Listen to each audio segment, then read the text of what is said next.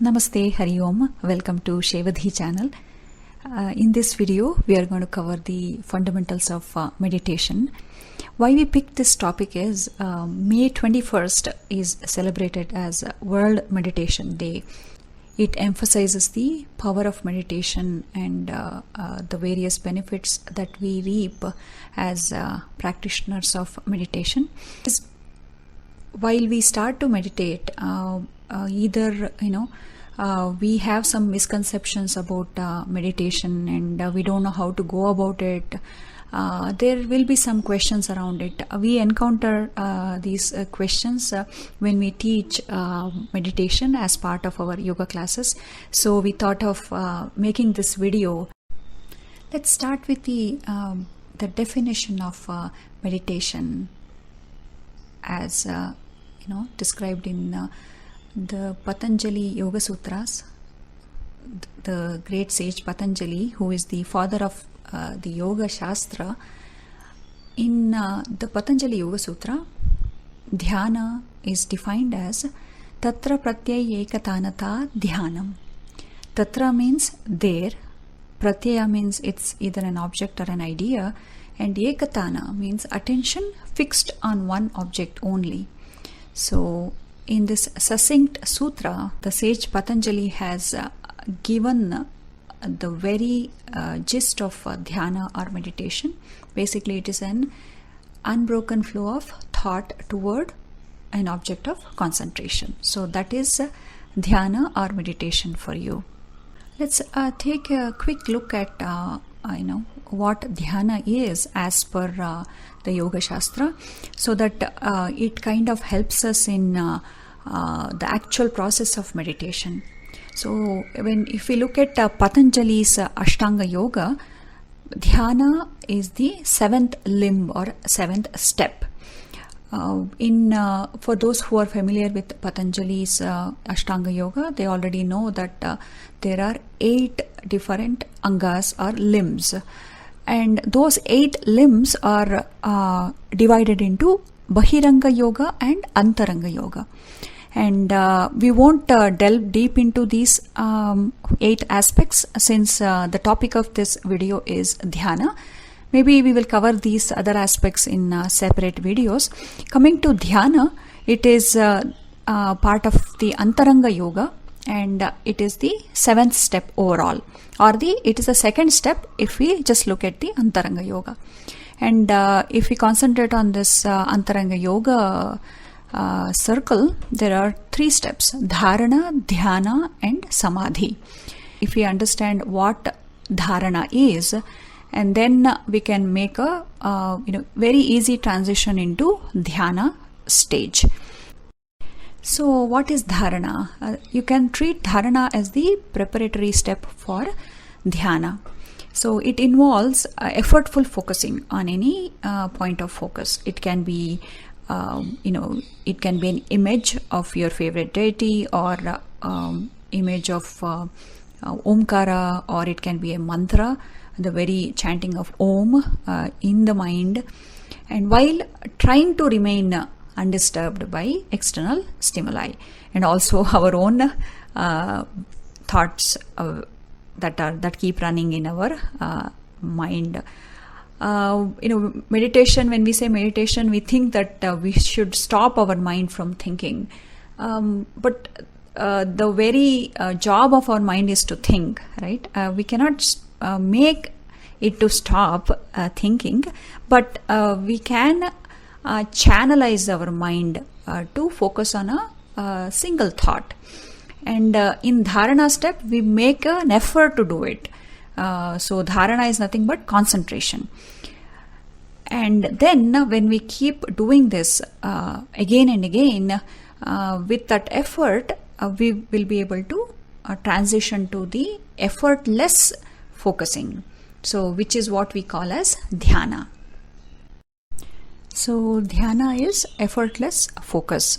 Here the attention remains on our object of focus for a sustained period of time. In this phase, the same object, be it Omkara or that chanting of the Omkara or the picture of candle flame or your favorite deity, it will actually be in your mind. It is sustained in your mind and attention without any effort. So, and other thoughts keep coming, but our mind doesn't get engaged in those other thoughts. We just become an observer of those thoughts. They will be just coming and flowing through the mind, but we don't really attach ourselves to those thoughts. So if we can do this, that is when we can say that we are in dhyana state. Now let us look at the steps that we follow to meditate. To begin with, we are going to sit in a comfortable meditative posture. You can choose any of the asana that is comfortable for you, Sukhasana, Padmasana or Swastikasana, and keep your eyes closed. And for those who cannot sit down in a cross-legged position, it is also okay if you sit on a chair. Just keep your feet rested on the ground in a relaxed manner.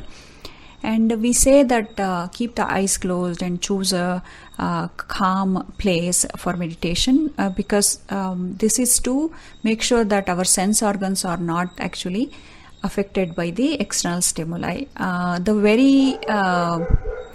The goal of this meditation is to not to be bothered by the external environment, but to begin with, when we are in an initial stage, we have to actually create an environment where the distractions are less. Okay, so to begin with, you can set aside just 10 to 15 minutes for meditation, and then you, since all the sense organs are closed externally, right? Internally our mind may be thinking that's okay, but just when your eyes are closed, start looking within. You could look at the images or colors that might be coming in front of your eyes, and try to withdraw the mind and start looking inward.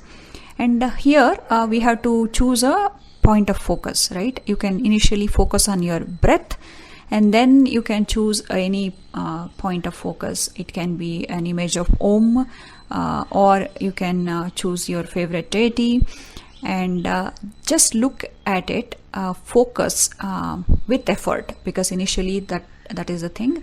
Or you can start chanting Omkara in the mind. Okay, let's take that Omkara is our point of focus. If we assume that initially while saying Om in the mind, think of the shape of this Omkara, and then if you are looking at that image, even the color of that Omkara, size of the Omkara. And if the mind wanders, then what you do is speed up that Omkara chanting in your mind. Keep saying it at a faster pace. When you do that, the mind actually, whatever other thought it is thinking about, the mind will come back to that Omkara chanting, because you're doing it with effort, right? And once you are able to focus on that Omkara chanting, then again you slow down the chanting. So after you do this, after a while, after you get the hang of it, that Omkara will just start coming in your mind again and again, even though you may not be trying to do it. So if you can do that, that is when you can say, yes, I am doing the meditation. I am in this meditative state. So then the mind will steadily come and do that Omkara chanting with ease. And when you are in dhyana, you are not really remembering its shape or color or size. For you, it's just that sound of Om that keeps coming in your mind. That is actually, you're not saying it out loud, but in the mind it keeps repeating. So that is another word for it in Samskrita is anahata. So that is an example that we gave where Omkara chanting is used as your point of focus for meditation. And there are various types of meditation. We are just listing a few in this intro video.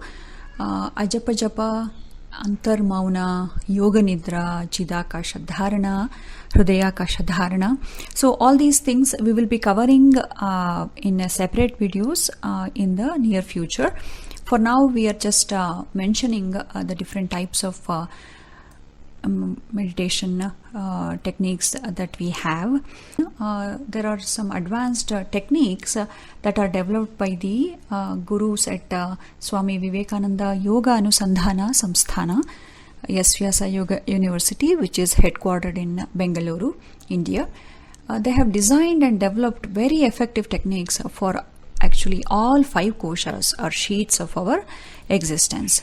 And if we take up the Annamaya kosha or the physical body, and there are many relaxation techniques, as you can see from the slide.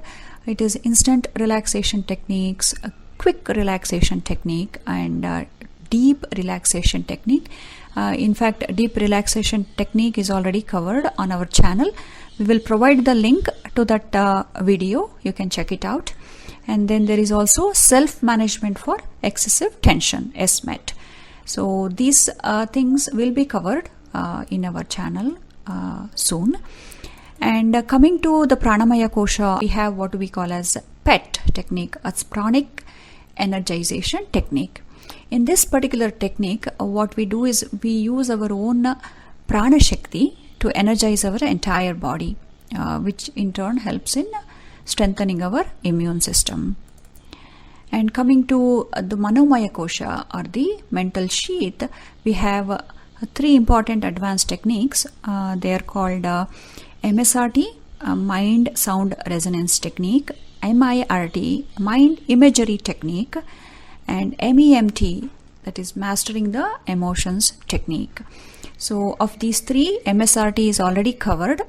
We have an intro video and also the step-by-step description video along with the guided practice. And the guided practice is available in 2 languages, English and Kannada. The remaining 2 meditation techniques will be covered soon. For Vijnanamaya Kosha, or our intellectual sheath, we have a practice called Visak, that is Vijnana Sadhana Kaushalam. So this advanced technique actually works on addressing the fear, the feeling of fear we have. It gives us a way how we can handle this emotion in a better way, and it helps us to grow from fear to fearlessness. And coming to Anandamaya Kosha, a very beautiful advanced technique developed by S. Vyasa called ANAMS. It is Ananda Amruta Sinchana. So Ananda means actually happiness or bliss. Amruta is nectar, right? And Sinchana is sprinkling. So this is actually, if you practice this, it will be like as though you're sprinkling the blissful nectar on your soul. So here in this technique, we actually learn how to do the happiness analysis, and we understand the very true meaning of happiness. And happiness is not in any external object. And this is what we have to understand to be in a state of happiness all the time. And all these techniques that we mentioned will be covered in the upcoming videos. There are several benefits that you can reap by doing meditation. It reduces stress, it actually promotes emotional health, and it improves your focusing power, and addresses many sleep related medical conditions, and also it helps with pain tolerance. And in fact, there are many types of meditation that are part of the therapy for treating many medical conditions. On our channel, you can find some meditation techniques already covered. One is actually cyclic meditation, another one is MSRT, Mind Sound Resonance Technique. Now we would like to address some queries around why and how and I don't have time type of queries around meditation. So what happens is typically when we are busy with our work and other tasks, we tend to put this self-care aside, be it meditation or be it any type of exercise or asana. We say that I'm too busy, I don't have time to do this. So what we forget is when we are caught up the entire day, if we just make a conscious effort to analyze the time that we spend on each and every task on our day, I don't think the whole of those many hours, be it if you're working even 18 hours a day, I don't think 18 hours would be on any productive task. Sometimes we're too stressed and we end up spending time overthinking about something. So if you actually take at least 15 to 30 minutes of your time every day and spend it on self-care through meditation or yoga, abhyasa, or any type of physical exercise, then your mind and body will actually be in a relaxed state, and so which in turn helps you to keep a calmer mind, and your discerning power will function properly. So you will actually spend less time when you're actually doing your work. Because you can figure things out in a quicker manner, you will actually do rational thinking. So in fact, these things will save you time. So whenever you tell yourself, no, I don't have time, just tell yourself this counter argument. And then some people say, oh, it's too boring, I would rather be doing something interesting.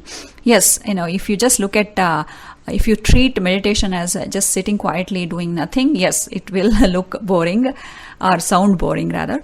But it is not just not doing anything. In fact, you are helping your mind relax and focus, and which in turn will actually improve your brain power. So if you understand the tangible benefit, which is not so tangible because you can't really grasp it with your hand, right? So you might think that way initially, but believe me, once you start doing it, you will realize the benefit. You have to believe and start. And then the challenge that we all face when we are starting meditation is you will think that, oh, I can't silence my mind. As I explained earlier, it is not silencing the mind or stopping the mind from thinking, but just letting the thoughts flow through our mind, let them come in our mind, but we are not getting entangled in that thoughts web. So we learn how to be detached. If we understand what meditation actually is, then this misconception is removed from your mind, and then you will be able to make progress. And then, okay, people say, I'm not seeing the benefits of meditation. Why am I doing it? Right? We have heard this before. See, it is not like, if you're getting a headache, you take a painkiller and within maybe half an hour, it will go away. No, it is not that quick. The thing is, with yoga or any exercise or any meditation practice, all these things, you have to do it consistently for a period of time to see the results. It's not like you do one day and then take off the next day, and then you come back to it. Oh, I don't have time today, I won't do it today. So if you do it on and off, obviously you're not going to see the change. So this should be made as part of your lifestyle, and every day, just like how you take a shower and brush your teeth and all these routine tasks, it should be like that. So if you do it that way, by setting aside a portion of your day for these activities, you will definitely reap the benefits, and it will stay with you and making the life better for you, and also it will have a positive impact on the people around you. So all you have to do is believe in it, because there are scientific evidences to support the same. So have faith and begin it, and then you will reap the benefits. Thank you for watching this video. We hope you found this video to be useful. We wish you all happiness, health and safety. Sarve janaha sukhino bhavantu.